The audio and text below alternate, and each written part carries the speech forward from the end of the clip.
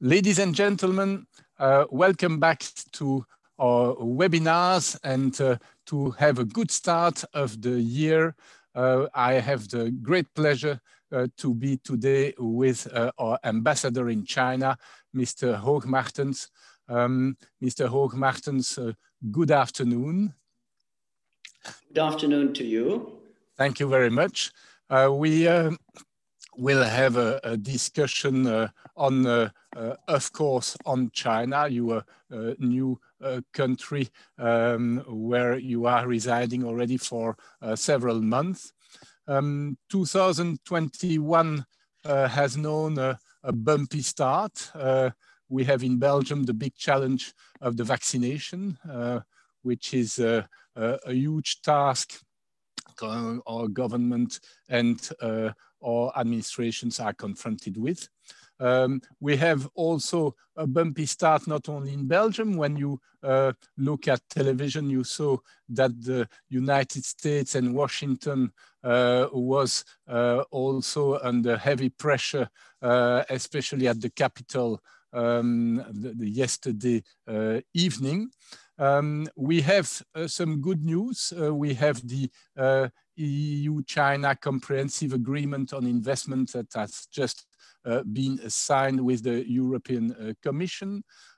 We have, in our relationship with China, several topics we are confronted with. We have the COVID, we have the difficulties to travel, but there are also some good news when we see that the economy in China is again booming.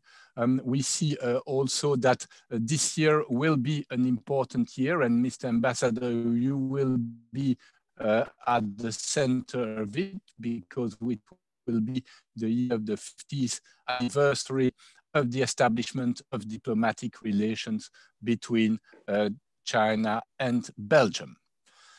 But to start with, Mr. Ambassador, I know you have been now in China for several months, but you know China already very well. You have been Consul General of Belgium in Hong Kong. You have followed China carefully all these years, even when you were representing Belgium at EU level. So what is your general impression of China after having lived there for a couple of months? Well, thank you very much, Mr. Chairman, and please allow me first also on behalf of my embassy and my team, of course, to wish you a very happy new year and a prosperous 2021. Also, of course, for all the members of the chamber.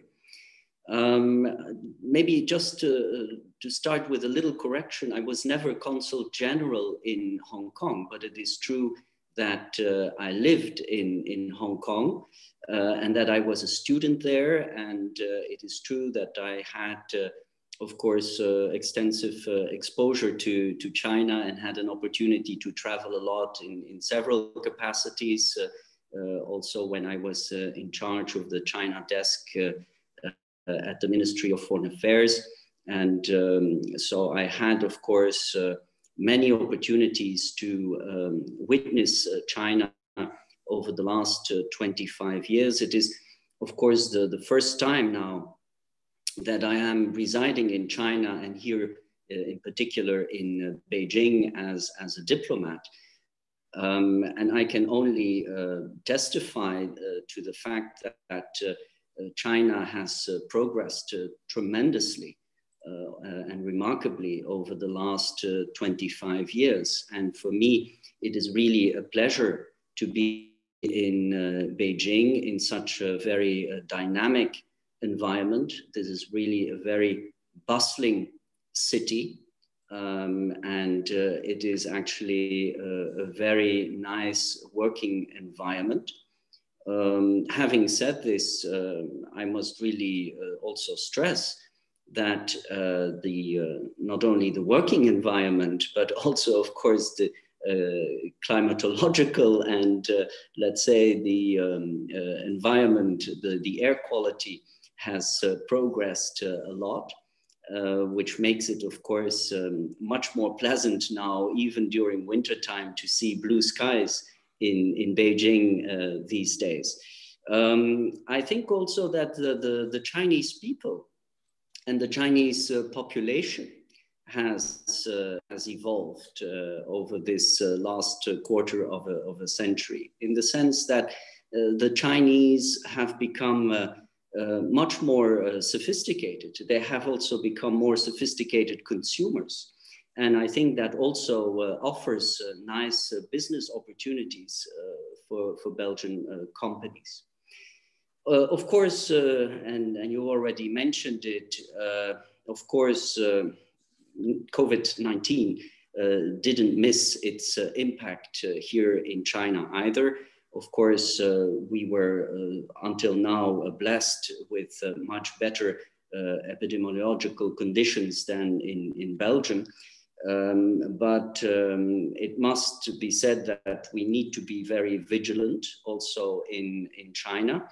And that also, of course, this has affected also somewhat, of course, the economic life. You already mentioned, of course, the fact that business travel is almost impossible, has become impossible.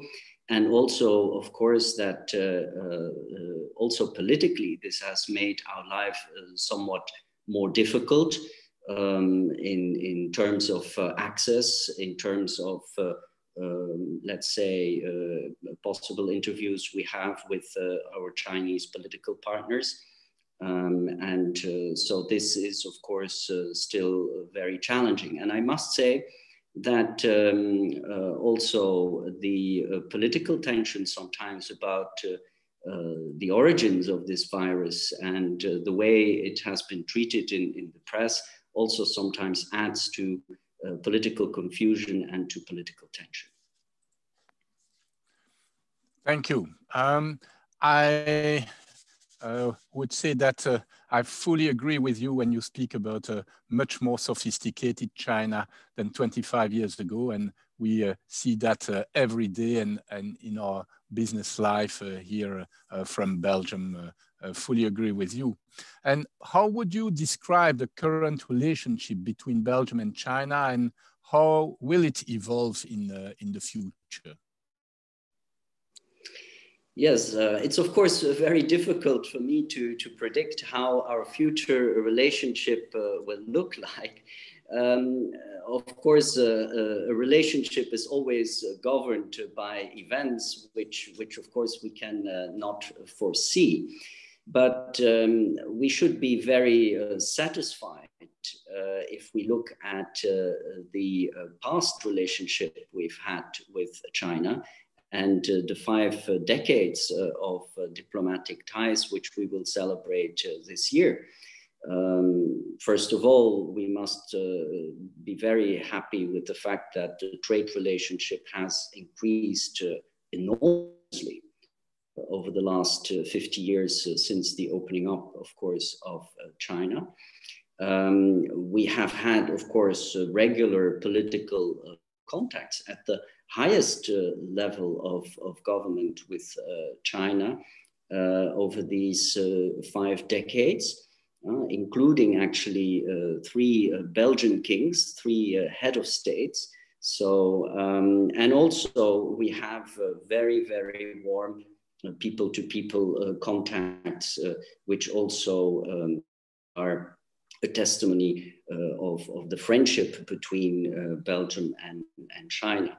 We should also not forget, of course, the role that Belgium, our country, played in the opening up of China's reform policy. I think, for instance, about Janssen Pharmaceutica in Xi'an, also Shanghai Bell, of course, actually in sectors which, and I'm talking here about the early 1980s, sectors which were at that time already very, very much advanced, and we would actually call them actually high tech. still in domains such as life sciences and medicines, of course, but also communications with Shanghai Bell.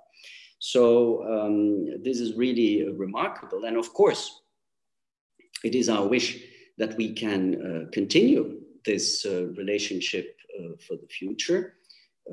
At the same time, we also have to admit that China has changed very much from a developing country to a country where and has achieved a position where it stands today. It stands much taller, and its role in the world order also has changed. And so that also means that we expect that China shoulders much more responsibility. And we look at China, we want China also to show its commitment and engagement towards the rest of the world in line with the principles of the international public law and the multilateral rules-based global order. So that is actually what we expect to see from China in the future. And we stand, of course, ready. We're ready to work and to cooperate with China in this regard. Thank you. And speaking about China, how do you think the economic situation in the country will evolve this year? Because we had until 2020 a huge evolution, a huge increase in all aspects of the economy in China. Then you had at the beginning of 2020 the COVID crisis, with a recovery in the second half of the year in China. How do you see 2021? Well, I'm actually quite optimistic for China's economic outlook in 2021. Of course, China's economy is also to a large extent dependent on export, and that means that probably the focus on growth will have to come more and more from China's domestic market. And I think that that is also the focus of attention of the 14th five-year plan that was developed by the government. And I think that this also holds opportunities for our companies, for Belgian companies, as long as there is also, of course, a level playing field. Because I do also have to note that there is, to a certain extent, some promise of fatigue sometimes. It is good, of course, that we now have new hope for our intertwined relationship with China, also in the form of the comprehensive agreement on investment. But maybe I will say a few words about that later on. I see definitely also opportunities in low carbon technologies, in, of course, environmental technologies. Let's not forget also the engagement and the commitment President Xi Jinping made during the General Assembly of the United Nations Organization last September, in which also, of course, the climate carbon neutrality goal was announced for China.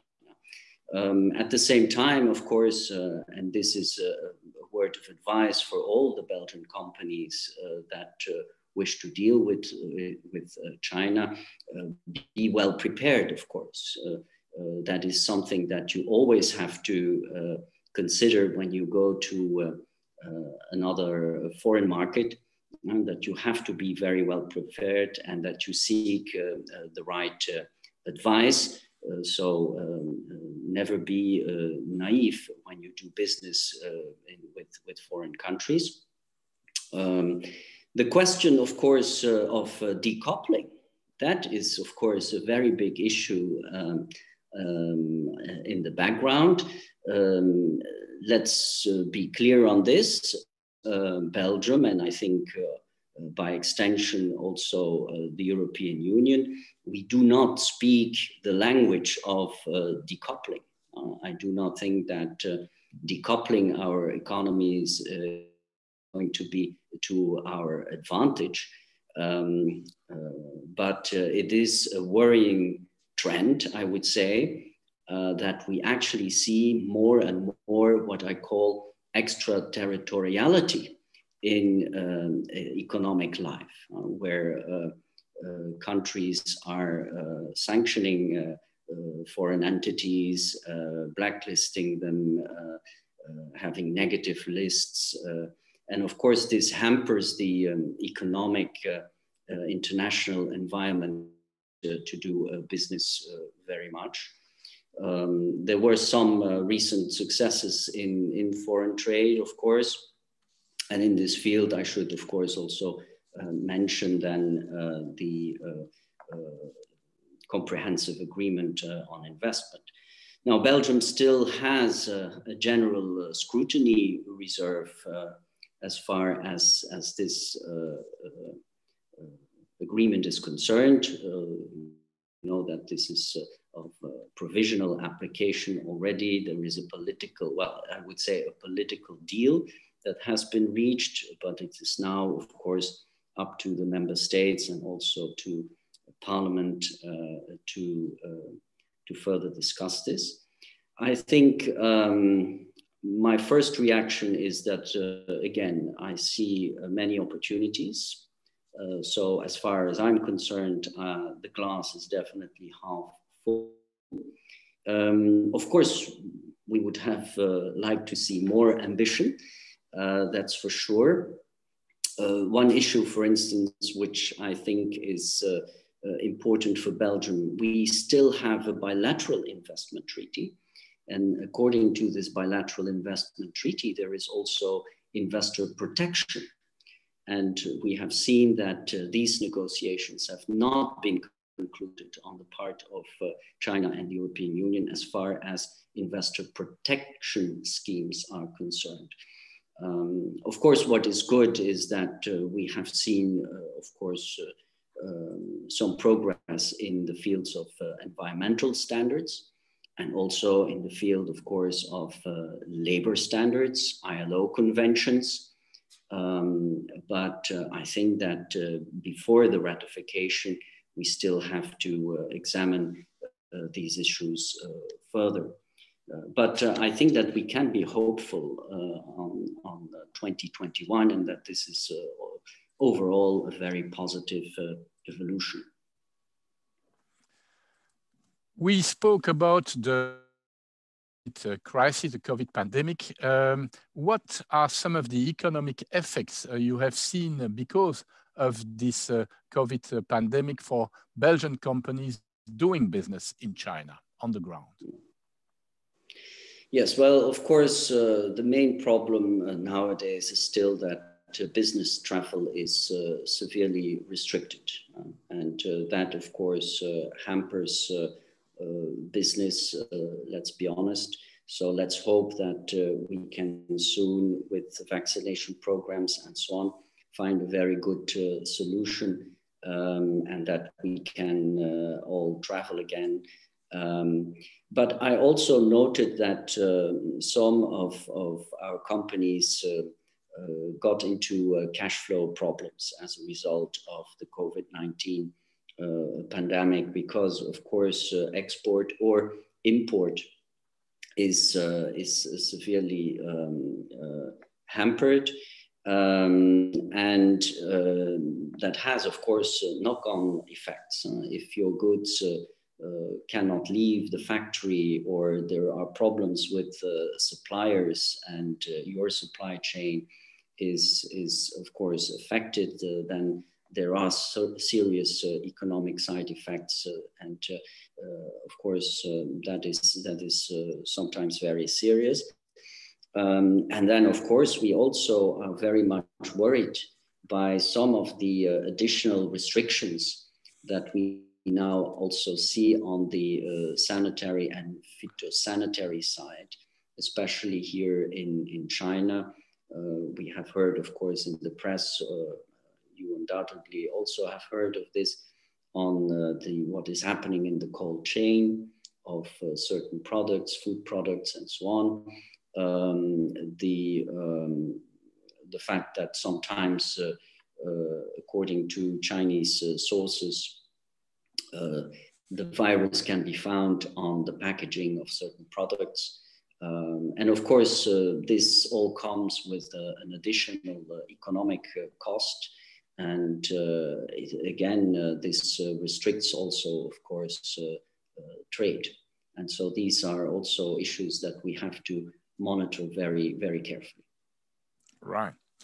You spoke about travel restrictions to go to China, and we are indeed facing that for the moment with the near impossibility to get visas for foreign businessmen to go to China for the moment, and we hope that with the vaccine things can change. But what is the situation, the travel situation in China for people traveling within China?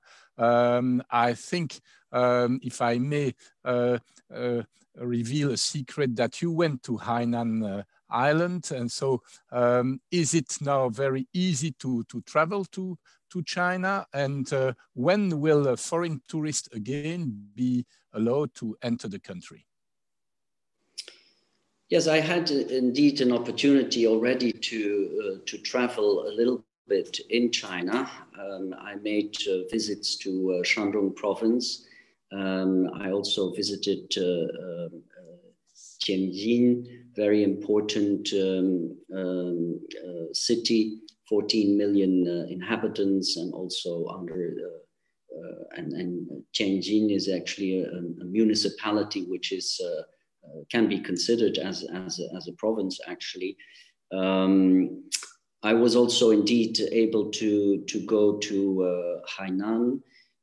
So I have actually used the opportunity already to travel a little bit in China to discover and have contacts with, of course, Belgian companies, Chinese companies, with links to Belgium, and also with, let's say, provincial and local governments here in China. As you know, Hainan is, of course, also very important because of Hainan Airlines and the direct air link we have between Brussels and Beijing, and also Shanghai, which I hope will also be able to restore to normality as soon as possible, because of course that is very important also for our business community.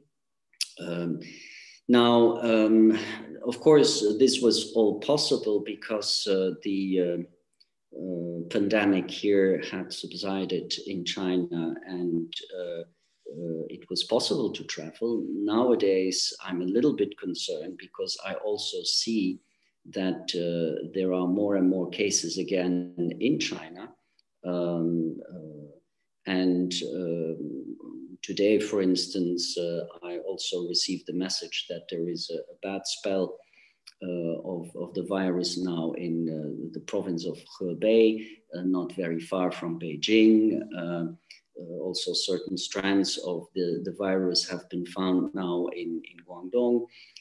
So the situation has to be monitored, I would say, from day to day.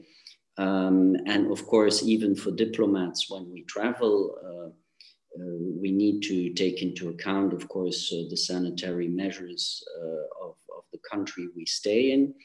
I hope that the situation will not worsen, especially not this year, because I had hoped in the framework of the 50th anniversary of the diplomatic relations to travel more in China and to do some outreach to the provincial authorities and some of the local governments here in China. Well, we all cross our fingers that indeed the situation remain really well under control in China, and we hope the same, of course, here in Europe, where we all count on the vaccine. So, Mr. Ambassador, I was very happy and interested to listen to you when you spoke about your impression of China after having stayed as ambassador for a couple of months. You mentioned that you met a much more sophisticated population in compared to 25 years ago. You described the current relationship between Belgium and China, and detailed the increase of trade. You mentioned that the diplomatic ties are very good, that in 50 years we had 3 kings, and having also for the traveled to China and received the highest ranking persons from China in Belgium. We were among the pioneers in the business with China, with Shanghai Bell and Janssen Pharmaceutica being 2 of the most prestigious joint ventures first established in China. Now we don't count the number of joint ventures we have in the country. You spoke about the economy this year, and you very clearly mentioned the 14th five-year plan, bringing opportunities for Belgian companies, like, for instance, in environmental technologies. You clearly mentioned also that Belgium does not speak the language of decoupling, and stressed on the danger of establishing negative lists, which can have also a boomerang effect. You said a few words about the comprehensive agreement on investment signed at EU level that will still have to be approved indeed by the European Parliament and the national parliaments. There will be still debates around that, but the line is there. And we still, in the meantime, have our bilateral treaty here in Belgium with a special investors protection clause. Business travel for the moment are restricted, but you hope that vaccine will bring solutions. That there are some problems Belgian companies, because of the pandemic, are facing. They are facing that in China, like they are facing that in Belgium and in Europe, with cash flow problems, for instance. In a couple of months you were there, you already visited several places like Tianjin and Hainan, 2 very important places, and playing a very important role in the links between China and the outside world, being very important for trade. You are concerned because there are some new cases, COVID cases appearing, especially in Hebei province, you mentioned, but this should not impeach us to celebrate this 15th anniversary, and I know you will play a key role in that. I would say in the conclusions that I thank you very, very much for your nice words and your interesting words. I would like also to say that our chamber is continuing its activities. We are this year committed to organize more webinars. We will, as soon as the vaccine and the governmental rules will allow us, we will organize also events with physical presence. We hope to go back to China soon with our entrepreneurs, and we hope to meet you in China and not in Belgium. Of course, it would be always a pleasure to have you visiting us back in Belgium, but we hope to go also to the country of where you are residing for the moment. Mr. Ambassador, thank you very much. And I wish you a very happy new year and already a very happy year of the buffalo. Thank you very much. Thank you very much for having me.